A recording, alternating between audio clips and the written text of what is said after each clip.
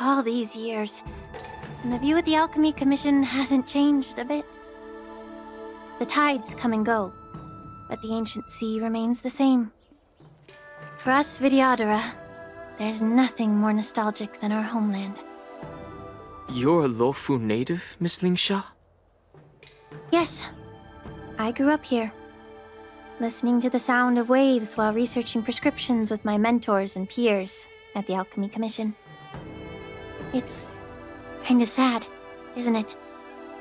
Everything changes, but somehow remains familiar. Just like you, Don Hung, I traveled far from home, and now I've returned. Seeing the familiar scenery brings back a hint of nostalgia. The view here would be even better without the ambrosial arbor. Oh, really? I think that towering tree looks pretty impressive. Even if it's impressive, it's a plague mark. The Xianzhou have been fighting abominations for thousands of years. And now that the ambrosial arbor has been reborn, it's only natural for everyone to feel uneasy. Well, once a seed is planted, no matter how long it takes, it'll eventually sprout and bear fruit. I don't know. In my humble opinion. The rebirth of the ambrosial arbor and the resurgence of the disciples of Sanctus Medicus were inevitable. The seed was already planted when the ancestors of the Xianzhou sought immortality. Keep pressing the wrong buttons because of Genshin. I disagree on the seed aspect of your analogy, but I suppose it could be an immortal seed, because that would change it. Like there is immortal stuff going on, so like, yeah. You know, I was genuinely thinking this option before I read them. I was thinking, like, I thought we were promised tea. I thought we were here to have some tea. But where's the tea? My bad. Indeed. Well, since you went through the entire ambrosial arbor crisis firsthand, Dan Heng and Lieutenant Yan Qing, I'd like to discuss something with you. Where's the tea? Where's the tea? You haven't answered the question, I notice. Where is the tea? What would you like to discuss, Miss Lingsha? Tea. I was lucky enough to be chosen by the Alliance to come in and clean up all the old grime in the Alchemy Commission. Oh my. Honestly, the Alchemy Commission is riddled with problems and has reached a point where fixing it seems impossible. I'm looking to remedy this problem, but was wondering if you could provide any insights. You have a bit of bite in your words there, I notice. Well, even though I'm a Vidyadharan like you, I'm an outsider, just like my companions here. I can't really say much about a remedy, but I do have a piece of advice, Miss Lingsha. The Vidyadhara and the Alchemy Commission on the Luofu have always been intricately connected. If you cannot distance yourself from these ties, Miss Lingsha, changing the situation within the Alchemy Commission may be quite challenging.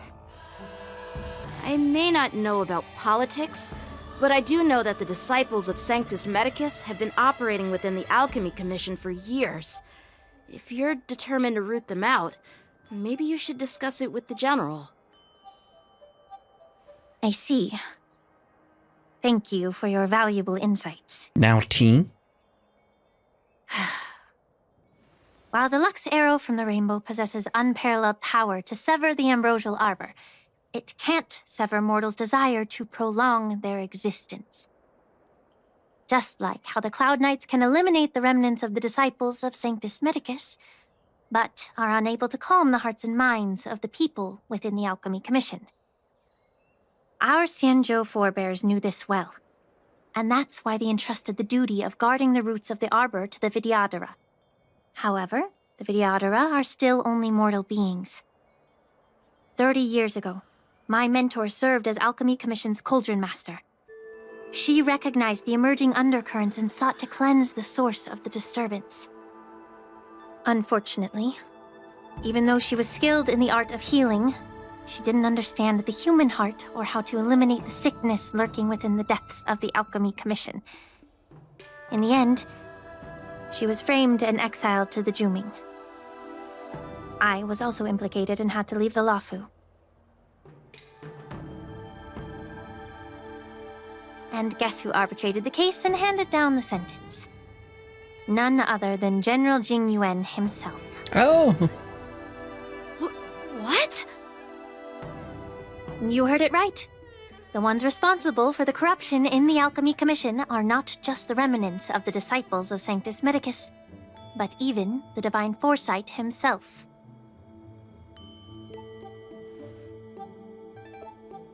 Nope. Alas, why is your face turning pale, Yanqing? Don't worry about it. I understand that when someone holds a position of power, they may sometimes have to make tough decisions. I won't hold any personal grudges against him. Besides, at our age, holding personal grudges is a luxury we can't afford. Lingsha, you're back! I've been waiting ages for you. Can't unhear Navia. Yunli! Why aren't you with your grandpa? What brings you to the Alchemy Commission? Well, let me take this opportunity to introduce you to Yanqing. What a small world. Small boat. You stole my sword! Give it back! Ship. I see. Let's skip the introduction part then. Why do I keep bumping into you? Are you stalking me or something? What? Of course not. Unlike you, Miss Yunli, I have important things to take care of. You, on the other hand, seem to have all the time in the world to wander around without returning my sword. Grandpa used to say that a sword reflects its master. I talked to your sword, and it told me that you've been distracted. You hesitate when you should strike, and you struggle to stay calm when your sword is unsheathed. Now that I see you again, I realize your sword was right. It wasn't me who took your sword. It was you who lost focus. Do you really expect me to believe that nonsense? I've been taking it easy on you because you're a guest from the Juming, but you're not taking the hint. Don't people from the Juming know you're supposed to return what you've borrowed? Just look at this flying sword. Even if I gave it back to you now, it'd just be taken away again in a few hours. You know the Cloud Knight saying, a Cloud Knight must never let slip their weapon, yes?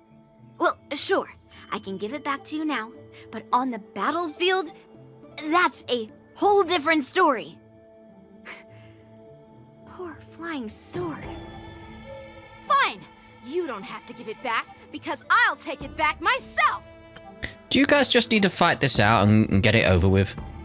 Oh, to be young and at the whim of impulse.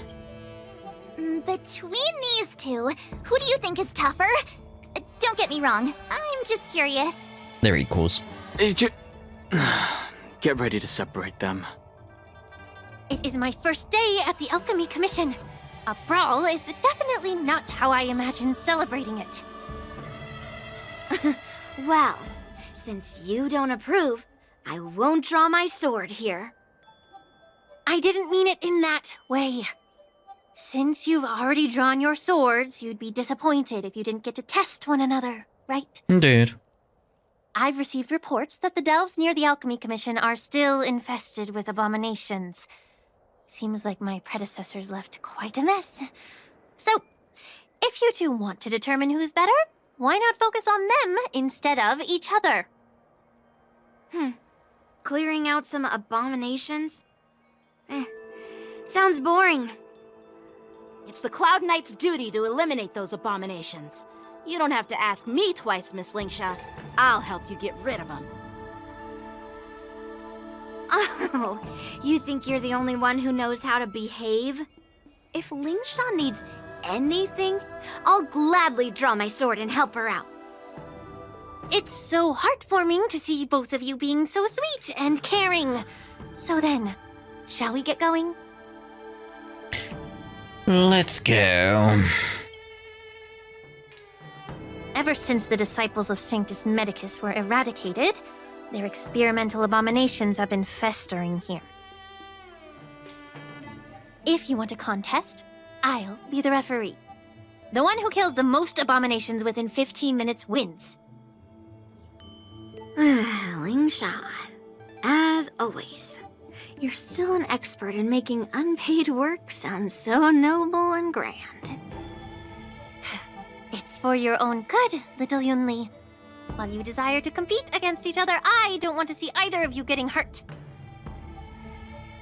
That's really thoughtful of you, Cauldron Master. So, are you both ready? It's time to duel.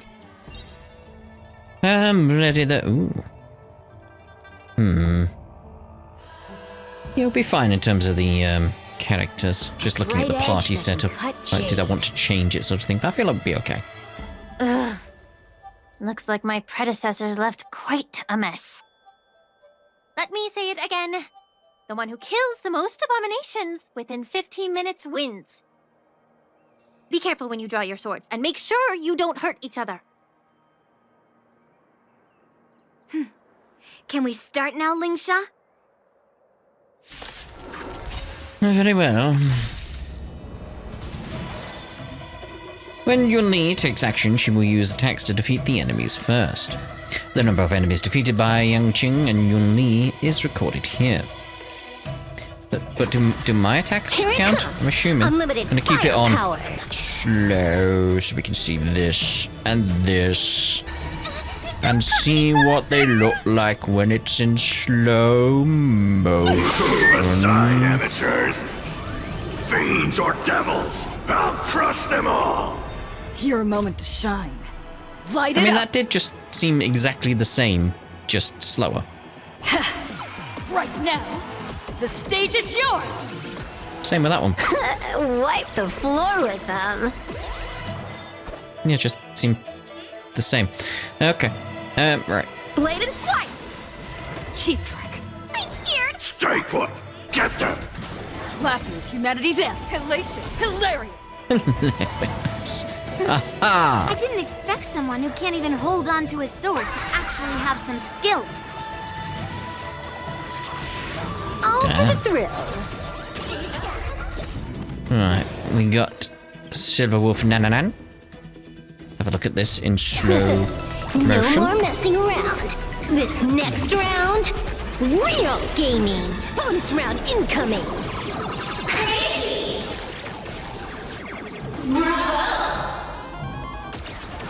Silver skills. This is so slow, it feels weird.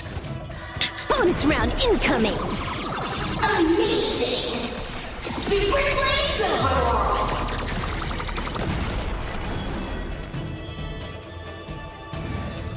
Right, back to Speedy. Back to Speedy. Strike with heart. Waka. Lead through clouds. Stole my kills. Just stealing them. Get them! I don't think that's fair, to be honest. But yeah, Trailblazer. Yeah. what are you gonna do? What are you gonna do? Crazy. Silver skills. Bonus round. Bravo. Amazing. Silver skills. Super Slay Silver Wolf. All martial arts. I feel like we're gonna win Command. by quite a large margin. Now that's Honkai. Oh, I win, Miss Yunli! You got lucky. what? Why don't you just give me back my sword, sincerely apologize, and then go cry your eyes out to your grandpa? Consider yourself lucky that I'm not interested in your rusty sword, as I don't have the nasty habit of snatching other people's weapons. All you did was chop down a few monsters. Don't get carried away with yourself. If you think you can just take this sword from my hand, go ahead and try. Oh my.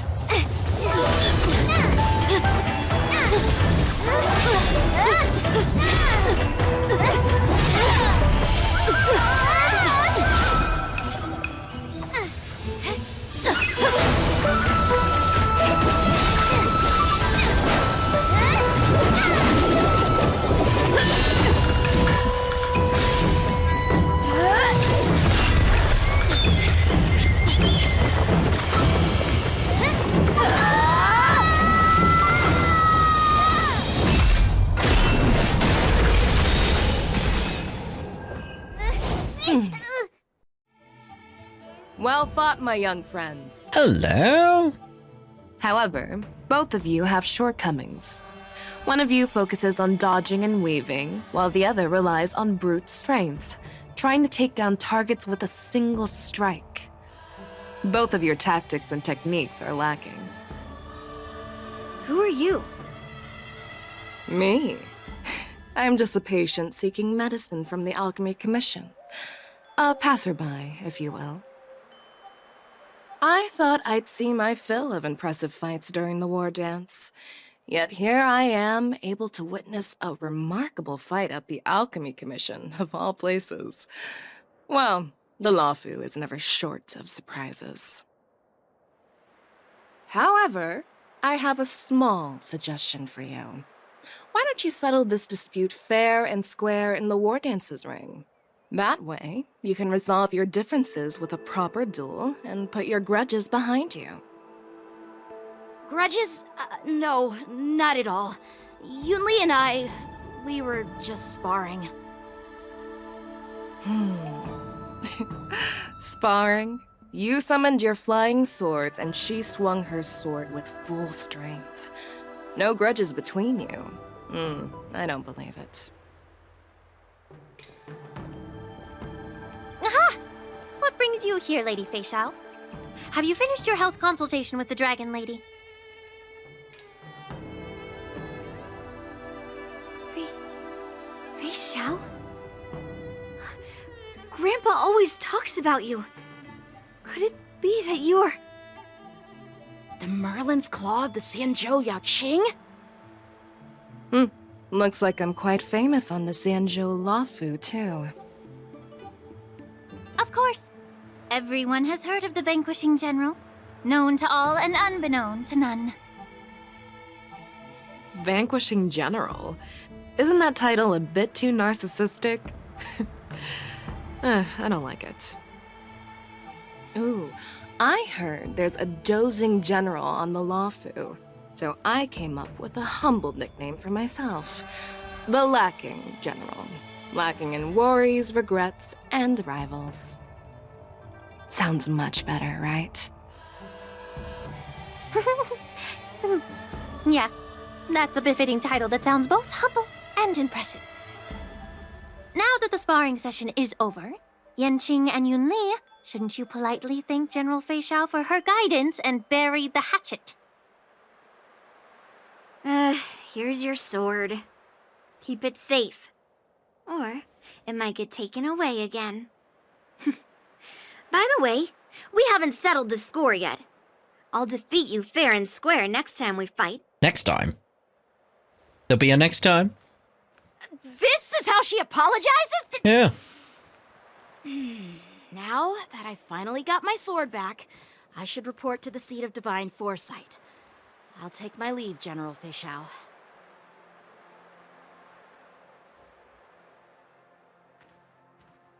Oh, by the way, Miss Linksha, if you've got some free time, I'd like to invite you to the seat of divine foresight for a chat with General Jing Yuan. I think there's more to those personal grudges you mentioned earlier.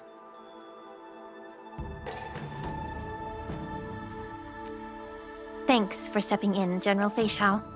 Otherwise, I'd have had to knock them out with my incense. Not at all. Just doing what you asked. How about we call it even as payment for the healer lady's consultation? Sorry, but even a general needs to pay their bills. We don't do credit here. And let's not forget, you'd have been waiting decades for a chance to see the Dragon Lady if it weren't for me. Well, you can always send the bill to the seat of divine foresight and say it's for mentoring those kids. After all, it was quite the effort splitting them up. I nearly had to get tough. Now, if you'll excuse me, I need to find a spot and get some fresh air.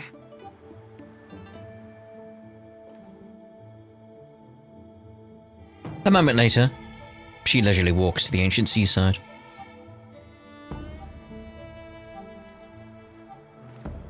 Back already? You've met with Jing Yuan and wandered around for a few hours. So, what do you think? It appears that the Divine Foresight is using this war dance as a show of strength to convince everyone that the Luofu is prospering after the Ambrosial Arbor crisis. But... I know you're going to say but, right? But the influx of people attending the war dance is like a breeding ground for disorder and rumors. One wrong move, and the Luofu could be in a world of chaos. The Cloud Knights on the streets remain vigilant, so at the very least General Jing Yuan is aware of this. As for other matters, I'm unable to say. I'd prefer to be excused from future meetings with generals. I'm just a military healer. And now all of a sudden I'm thrust onto the center stage having cordial chats with two generals? My work doesn't lend itself to being in the limelight either. Just stop whining. At least you're in one piece, right? Before getting in touch with General Jing Yuan, I wanted to put aside my assumptions and see his momentum. That includes the overall bearing of the Cloud Knights on the street, what people are saying, and how those close to him behave. The might of an army dwells not within its pawns, but within the force of its collective momentum. Recognizing this fact reveals the true measure of power. Thanks for enlightening me, General.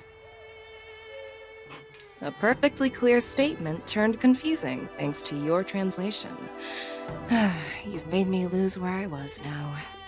Anyway, this is how I operate in battle, so you might as well get used to it. Are you treating General Jing Yuan as your enemy? The longest-serving general of the Xianzhou Luofu. Do you think he'd have only a few enemies? By the way, General, you met the healer lady, yes? Could you show me the medicine she prescribed you? Well, the healer lady couldn't do anything about my condition. She just told me to enjoy some tasty food.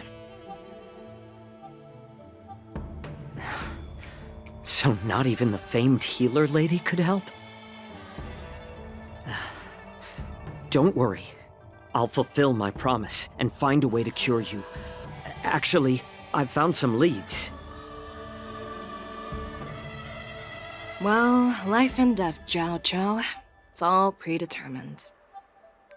Upon starting my military career, I made a pledge that the rest of my life would be dedicated to being the Xianzhou's spearhead, hunting down the abominations of abundance till the end of my days. As long as I can fulfill that deep-seated desire, I don't care how long I live. You asked if I view General Jing Yuan as my enemy. No. My real enemy has always been myself.